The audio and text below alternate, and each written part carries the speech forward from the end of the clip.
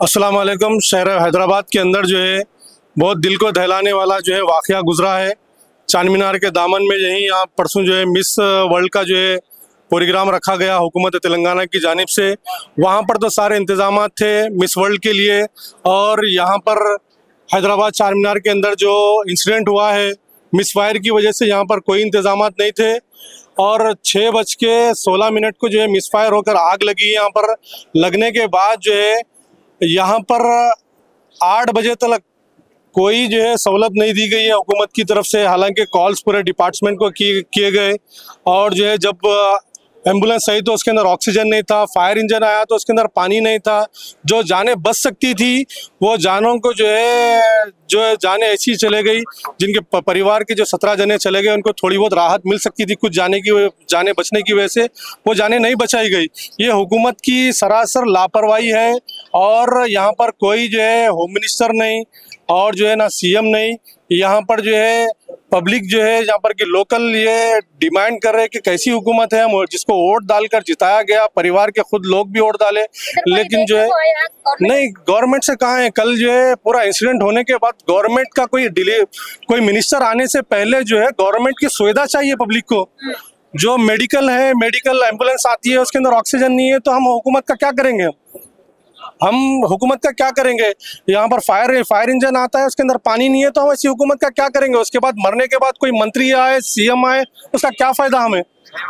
नहीं, हमें उसका क्या फायदा? हमें आने के बाद जो है 5 लाख रुपए अनाउंस कर रहे, किसके देंगे? जाए उनके खबर पे लग जाके 5 लाख रुपए रखेंगे क्या? हम बोलो अब देखो 5 लाख तो जो है अनाउंस करे, लेकिन जो है उसका क्या फायदा? उसका कितना 2-3 एम्बुलेंस है, लेकिन उसके अंदर ऑक्सीजन ही नहीं है। ऑक्सीजन ही नहीं है जो मेडिकल के लिए जो जरूरती चीज है। नहीं है।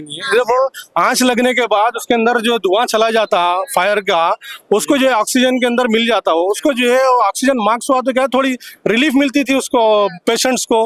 वो अंदर ही ऑक्सीजन ही नहीं है।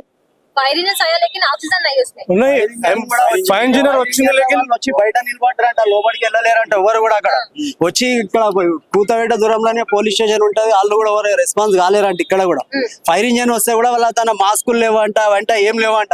ఒక గంట సేపు వచ్చి ఇక్కడ బయటనే నిలబడరంట.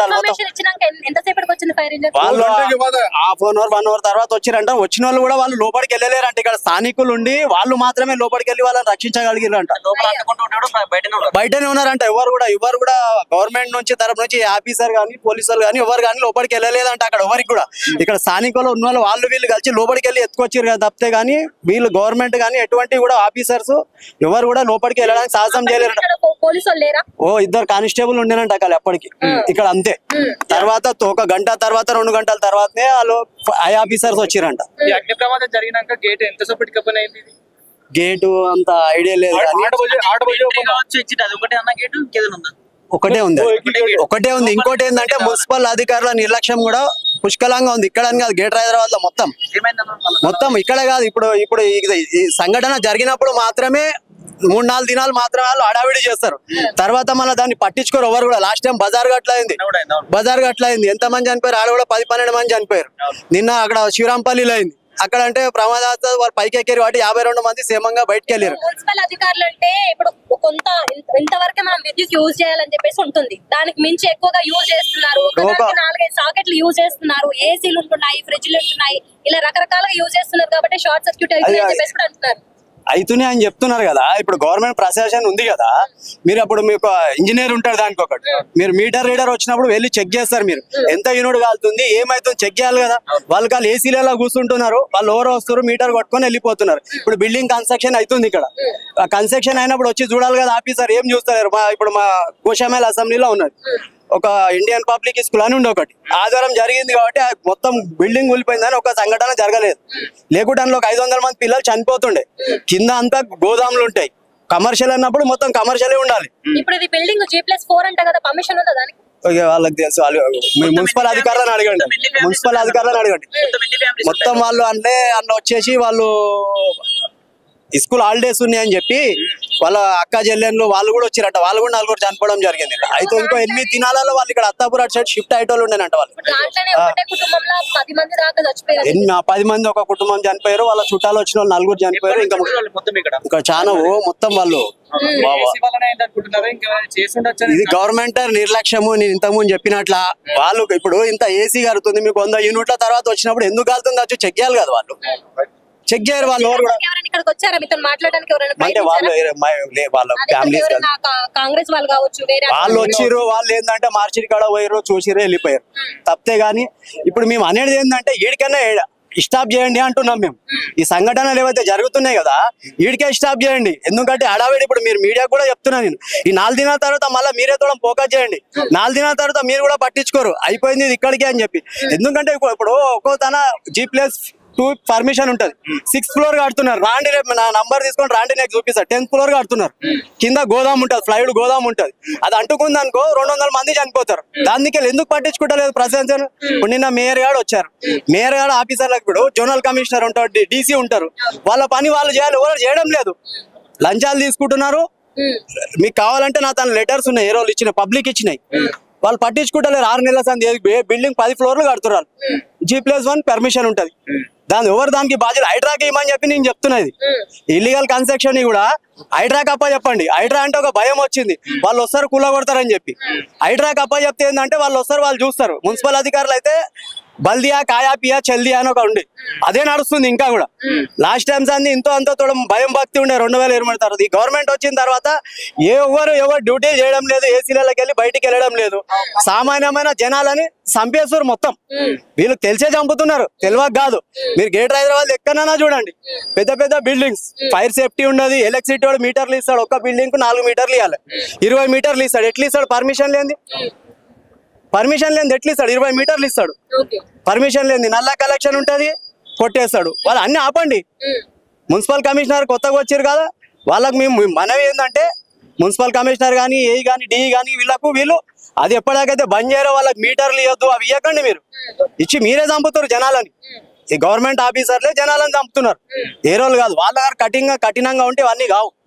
అంటే ఇప్పుడు ఇరుకుగా ఇట్లా ఉండడం వల్లనే ఇలాంటివి జరుగుతున్నాయని చెప్పేసి కూడా చెప్తున్నారు. అవును అదే చెప్తున్నా. కానీ ఇరుకు ఎవరిది బాధ్యత? మీరు పర్మిషన్ వచ్చినప్పుడు చెక్ చేయాలిగా. మీరు అటు కన్నెత్తే చూడండి. మీరు అక్కడ బిల్డింగ్ సైడ్ కానీ ఎక్కడ సైడ్ కానీ కమిషనర్ ఏమంటారు DC అంటాడు. DC అంటే లోకల్ ఆఫీసర్ని పంపిస్తారు. లంచాలు తీసుకుంటూ వెళ్ళిపోతారు. ఫస్ట్ ఇది హైడ్రాక్ అప్ప చెప్పండి అంటే నేను మున్సిపాలిటీ మొత్తం ఎట్లయితే మీరు చెరువులకు FDAలు అవి అని చెప్పి ఇల్లీగల్ కన్స్ట్రక్షన్ ఫుట్పాత్లు అని చెప్పి ఏదైనా అయినప్పుడే అడావిడి చేస్తారు. కానీ దాని తర్వాత ఏమీ చేయడం లేదు. లేదు మేము ఇక్కడ ఉన్నాం. అక్కడ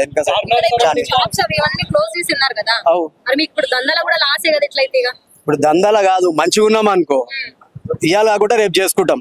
పోయిన తర్వాత ఏం చేసుకుంటాం?